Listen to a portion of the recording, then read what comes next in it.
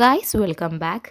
ഇന്ന് നമുക്ക് നല്ല ക്രീമി ആയിട്ടില്ല ടെൻഡർ കോക്കനട്ടിൻ്റെ മിനി പുഡിങ് റെഡിയാക്കിയാലോ. ആദ്യം തന്നെ അതിൻ്റെ മിൽക്ക് സിറപ്പ് റെഡിയാക്കാം. അതിനായിട്ട് ഞാനൊരു ബൗളിലേക്ക് കുറച്ച് പാലെടുത്തിട്ടുണ്ട്. അതിലേക്ക് മിൽക്ക് മെയ്ഡും അതുപോലെ തന്നെ നമ്മൾ പേസ്റ്റ് ചെയ്ത് വെച്ചിട്ടുള്ള ടെൻഡർ കോക്കനട്ടിൻ്റെ പൾപ്പും കൂടി ഇട്ടിട്ട് നന്നായിട്ടൊന്ന് മിക്സ് ചെയ്തെടുക്കാം. അപ്പോൾ ഇതാണ് നമ്മൾ കേക്ക് വെറ്റ് ചെയ്യാനില്ല നല്ല സിറപ്പ്, നല്ല ടേസ്റ്റി ആയ ക്രീമി ആയിട്ടുള്ളൊരു സിറപ്പാണ്. ഇനി നമുക്ക് എന്ത് ചെയ്യാം, ഇതിനാവശ്യമായിട്ടുള്ള ക്രീം ഒന്ന് ബീറ്റ് ചെയ്തെടുക്കാം. നമുക്കിതിൻ്റെ ക്രീം ഒന്ന് റെഡിയാക്കി എടുക്കാം. അതിനായിട്ട് ഒരു കപ്പ് ഫിയോനൻ്റെ വിപ്പിംഗ് ക്രീം എടുത്തിട്ടുണ്ട്. അതിലേക്ക് 1/2 ടീസ്പൂൺ വാനില എസൻസ് ചേർക്കാം.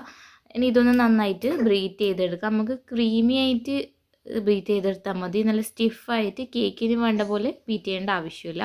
നന്നായിട്ടൊന്ന് ബീറ്റ് ചെയ്ത് വന്നാൽ ഇതിലേക്ക് ടെൻഡർ കോക്കനട്ടിൻ്റെ പൾപ്പ് ഒരു 2-3 ടേബിൾ സ്പൂൺ ചേർത്ത് കൊടുക്കാം. അതുപോലെ തന്നെ മധുരത്തിന് ആവശ്യമായിട്ടുള്ള മിൽക്ക് മെയ്ഡും ചേർത്ത് കൊടുത്തിട്ടുണ്ട്. എല്ലാം കൂടിയിട്ട് നന്നായിട്ട് മിക്സ് ചെയ്യുക. എത്രത്തോളം ടെൻഡർ കോക്കനട്ടിൻ്റെ പൾപ്പ് ചേർക്കുന്നോ അത്രത്തോളം ടേസ്റ്റ് നന്നായിട്ട് കൂടും. ഇതെല്ലാം കൂടിയിട്ട് നന്നായിട്ടൊന്ന് മിക്സ് ചെയ്തിട്ട് നമുക്ക് ഇവിടെ നല്ല ക്രീമി ആയിട്ടില്ല നമ്മുടെ ഫില്ലിങ് റെഡി ആയിട്ടുണ്ട്. ഈ ഒരു ഫില്ലിങ് കുറച്ചും കൂടി റിച്ച് ആയിട്ട് വേണമെങ്കിൽ നമുക്ക് അതിലേക്ക് എന്ത് ചെയ്യുക, ഫ്രഷ് ക്രീമോ അല്ലെങ്കിൽ ക്രീം ചീസോ ചേർക്കാവുന്നതാണ്. ഫ്രഷ് ക്രീം ചേർക്കുന്നുണ്ടെങ്കിൽ കുറച്ച് ജെലറ്റിന് ഡബിൾ ബോയിൽ ചെയ്തിട്ട് ഒഴിക്കേണ്ടി വരും. ഈ തന്നെ നമുക്ക് നല്ല ടേസ്റ്റി ആയിട്ട് കിട്ടുന്നതാണ്. അത് നിങ്ങൾ ഓരോരാളുടെ ഇഷ്ടത്തിനനുസരിച്ച് നമുക്ക് ഫില്ലിങ്ങിന് മാറ്റം വരുത്താം. ഇനി ഞാനിവിടെ വാനില സ്പഞ്ച് റെഡിയാക്കി എടുത്തിട്ടുണ്ട്. വാനില സ്പഞ്ചിൻ്റെ റെസിപ്പി ഓൾറെഡി ഇട്ടിട്ടുണ്ട്. ഇതുപോലത്തെ ചെറിയ ചെറിയ കണ്ടെയ്നറിലാണ് ഞാൻ നമ്മുടെ പുഡിങ് സെറ്റാക്കാൻ പോകുന്നത്. ആദ്യം തന്നെ നമ്മൾ സ്പഞ്ച് നേരത്തെ റെഡിയാക്കിയിട്ടില്ല മിൽക്ക് സിറപ്പ് കൊണ്ട് നന്നായിട്ട് വെറ്റ് ചെയ്തെടുക്കുക.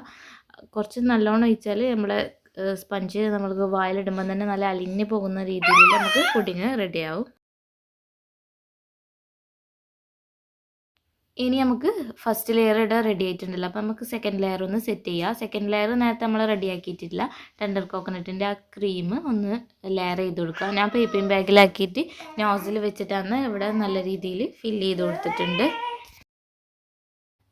അപ്പോൾ സെക്കൻഡ് ലെയർ സെറ്റ് ആയിട്ടുണ്ട്. ഇനി ഇതിൻ്റെ മേലിലായിട്ട് തേർഡ് ലെയർ ആയിട്ട് ചെറുതായിട്ട് കട്ട് ചെയ്ത് വെച്ചാൽ ഇളനീരിൻ്റെ കഷ്ണമായിരുന്നു ഞാൻ ഇട്ട് കൊടുത്തിട്ടുള്ളത്. ഇങ്ങനെ ഞാൻ സെറ്റ് ചെയ്യുന്നുണ്ട്. വേറൊരു ടൈപ്പിലും സെറ്റ് ചെയ്യുന്നുണ്ട്. നിങ്ങൾക്ക് ഏത് രീതിയിൽ വേണമെങ്കിലും നമുക്ക് തേർഡ് ലെയർ കൊടുക്കാവുന്നതാണ്. രണ്ടാമതായിട്ട് ഞാൻ ഈ ഒരു രീതിയിലാണ് പുഡിങ് ഗാർണിഷ് ചെയ്തെടുക്കുന്നത്.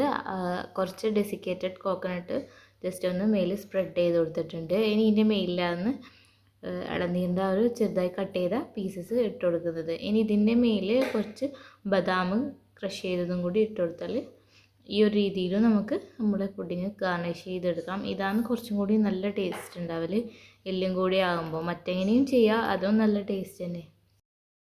അപ്പോൾ നമ്മുടെ ടേസ്റ്റി ആൻഡ് ക്രീമി ആയിട്ടുള്ള ടെൻഡർ കോക്കനട്ടിൻ്റെ മിനി പുഡിങ് ഇവിടെ റെഡി ആയിട്ടുണ്ട്. വീഡിയോ ഇഷ്ടമായാൽ ലൈക്ക് ചെയ്യുക, ഷെയർ ചെയ്യുക, സബ്സ്ക്രൈബ് ചെയ്യുക. വീണ്ടും ഇതുപോലത്തെ വീഡിയോ ആയിട്ട് വരുന്നതായിരിക്കും. അതുവരെ സൈനിങ് ഓഫ്.